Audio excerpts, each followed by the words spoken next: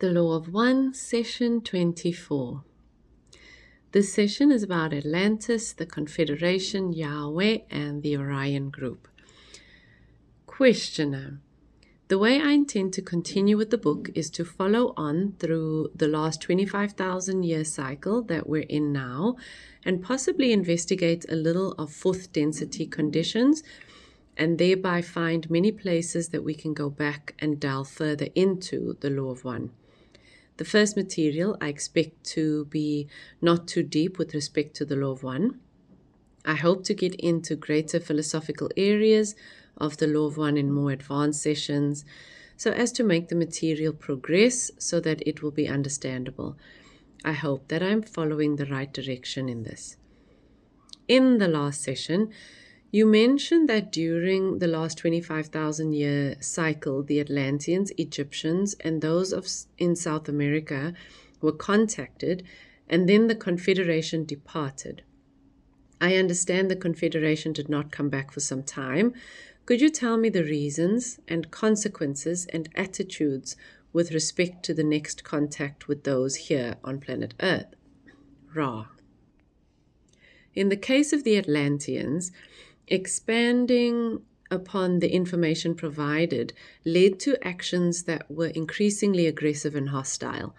This ultimately caused the second major Atlantean catastrophe about 10,821 years ago.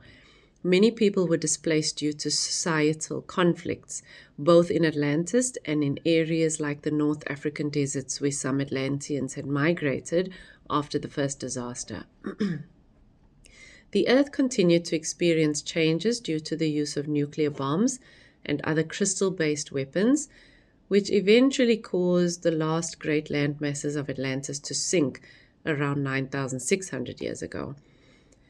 In the Egyptian and South American experiments, the outcomes were also far from what the Confederation had intended.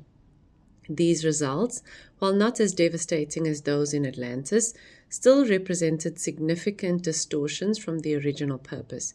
It became evident to the Confederation, the Council, and the Guardians that their methods were not suitable for this particular planetary sphere, or for this particular planet.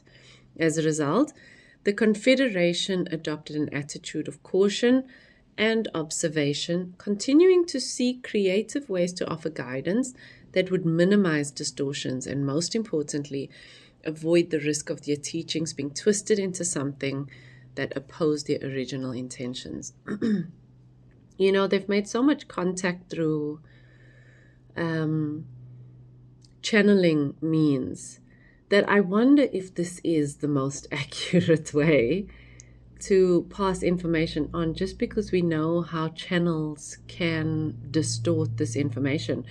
Of course, with regard to Carla, this was somnambulistic, so she was not involved. Her ego was not involved at all. This was purely from them. But this is not the case with most channels that are bringing in information from higher dimensions or even higher densities. So I just wonder what would be the most accurate way to communicate and to bring such teachings when it hasn't always been clear and it's been shown over so many years, so many opportunities, that continually this information is distorted. Or maybe that's not only because of the channeling, that's also how it's received. But I mean, just think back to like Yahweh and Moses, and how the information being channeled through Moses was distorted by the Orion group. Is channeling the most effective way to bring this information? It's been very helpful, and I definitely will not deny the place that it has in raising the consciousness of the planet and even just the individual soul's journey. I'm just throwing some thoughts out there. What could be a more accurate way? When even, having them on the planet caused problems as well in physical form. Okay, the questioner. Then I assume the Confederation stayed away from Earth for a period of time. What condition created the next contact the Confederation made? Ra. About 3,600 years ago, there was an influx of entities from the Orion group who began to take advantage of the growing negative tendencies in people's thinking and actions. They targeted groups who had long believed themselves to be special or different. There's so much to say on just that little line. They targeted groups who had long believed themselves to be special or different. Even in our spiritual growth and in our spiritual, the realization of our spiritual selves, coming from being fast asleep into awakening to whatever degree we awaken individually. The most common thing that happens is a spiritual ego starts to form, not immediately because we're still in this kind of purified state that got us into the awakening in the first place, but gradually the spiritual ego starts to form and then it takes over. And I wonder if this is not just a natural progression, because even for me, after my first awakening, it took a while for it to kick in. But when it kicked in, it was like I knew it was there, I just didn't know to what degree.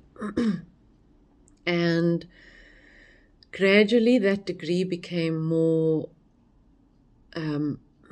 easy to note or to spot. And it took kind of going through the whole process of dying to the old self again for a lot of that it was like the second dark night of the soul came to kind of kill off the spiritual ego. You know what I mean? But I wonder if that's not a normal progression for any human going through a spiritual awakening and realizing that he is much more than he thought he was, especially if he had a very poor self-image before that point. Oh my gosh, I'm this whole big thing and I realized it and all the other people are still asleep.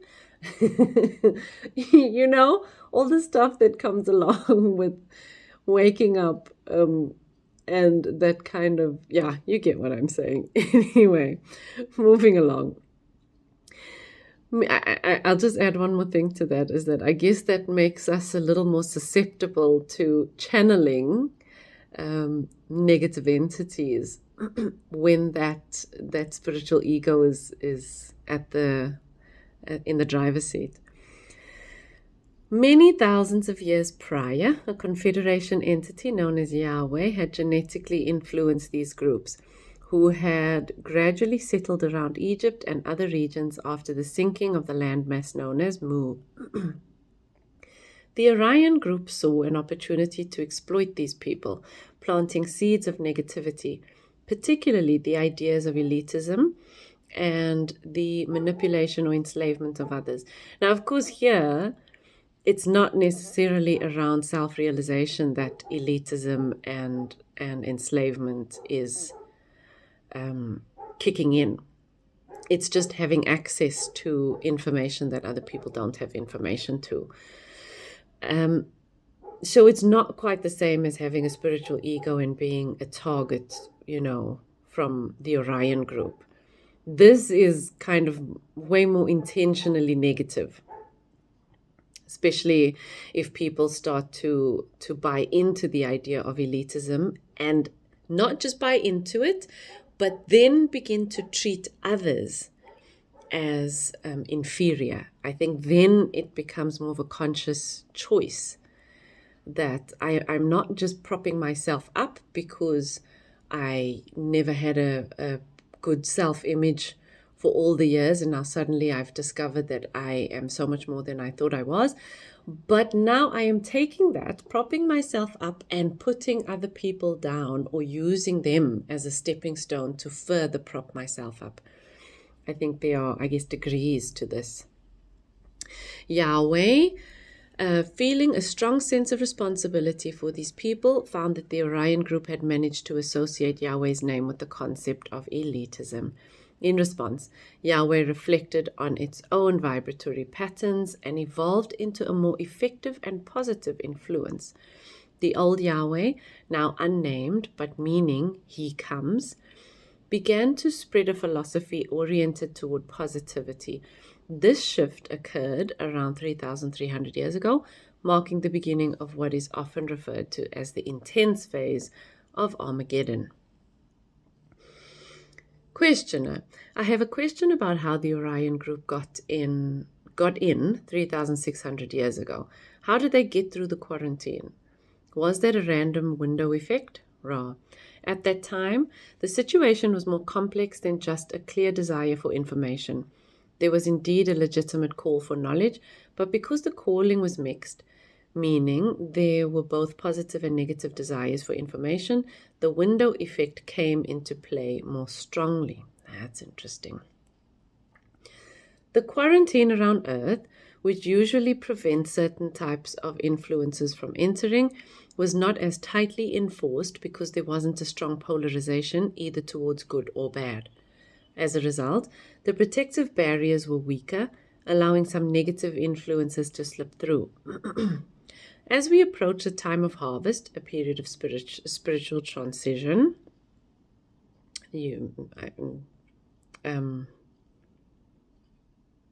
moving from one density potentially to the next, or repeating your density, the forces of light respond to the call of those seeking positivity, while the Orion group can only act when there is a call for negativity. However, the overall desire for negative information is much less compared to the desire for positive information. The way of empowering, or the concept of squares, adds resistance against negative influences, but since free will must be respected, those who genuinely seek negative-oriented information will still receive it through these weakened windows. The questioner. Then Yahweh, in an attempt to correct what he saw as what I might call a mistake, I know you don't want to call it that, started 3,300 years ago with the positive philosophy. Were both the Orion and Yahweh philosophies impressed telepathically, or were there other techniques used? Ra, there were two additional methods employed in an attempt to counteract negative forces and spread the law of one. One, incarnation and mating by Yahweh. The entity formerly known as Yahweh believed that creating beings who were superior to the negative forces could help spread the law of one. To do this, Yahweh, now referred to as, and excuse my pronunciation, these are all written separately, Yod He Shin Vav He, took on a physical form and mated in the normal human way, resulting in the birth of a generation of much larger beings known as the Anak, a race of giants from biblical texts. 2. Use of thought forms. Another technique, used later and with more effectiveness, involved the creation of thought forms. These thought forms, which often appear mysterious or sublime, were used to influence and guide people in subtle ways. You might recognize some of these appearances as part of the mythological or spiritual imagery, similar or familiar in various cultures. The questioner, could you state some of these? Ra, this is information which you may discover. However, we will briefly point the way by indicating the so-called wheel within a wheel and the cherubim with sleepless eye. I asked ChatGPT to explain this. Wheel within a wheel refers to the vision described in the book of Ezekiel in the Bible, where the prophet Ezekiel sees a complex structure involving wheels within wheels full of eyes and associated with cherubim. Cherubim with sleepless eye. The cherubim are angelic beings described in various religious traditions, often depicted as having multiple wings and eyes, symbolizing their vigilance and their role as guardians or protectors. The sleepless eye suggests their perpetual watchfulness and awareness, embodying a state of constant consciousness and divine presence. The questioner. Very good. Did the Orion group use similar methods for their impression 3,600 years ago? Ra, the group or empire had an emissary in your skies at that time. Questioner. Can you describe that emissary? Ra, the emissary you refer to was described as having a fiery nature, likely indicating a powerful and divine presence. To make this presence less overwhelming or more acceptable to the people who witnessed it, it was hidden by a cloud during the day. It was done to align with the people's understanding or concept of the Creator, making the emissary appear more like something they could relate to or accept as a divine manifestation rather than an unfamiliar or frightening phenomenon. And then the questioner. And then how was the impression or information passed on to the entities after they saw this fiery cloud? Ra, by thought transfer, and by the causing of fiery phenomena and other events to appear as being miraculous through the use of thought forms. Questioner. Then were there any prophets that we have now recorded that sprung from this era or soon after it? Ra. The entities of the empire were unable to maintain their influence on Earth after approximately 3,000 years ago. As a result, they had to physically leave the skies. During this time, prophets who were generally well-meaning individuals devoted to helping others and serving the Creator received mixed messages. The most the Orion group could do was to influence these prophets to deliver messages of doom and gloom. This was a way for the Orion group to distort the positive intentions of the prophets, even though these prophets were originally motivated by love and service. Questioner. Could you tell me if you're saying the Orion group was successful in polluting some of the positively oriented prophets with messages of doom? Ra, correct. Questioner, could you tell me why the Orion group had to leave after, I believe, it figures to be 600-year period, why they had to vacate? Ra, although the Orion group had initially influenced certain entities to see themselves as an elite group, the events known as the diaspora scattered these people across various regions. This dispersion led to the transformation in their character, making them more humble, honorable, and less aggressive.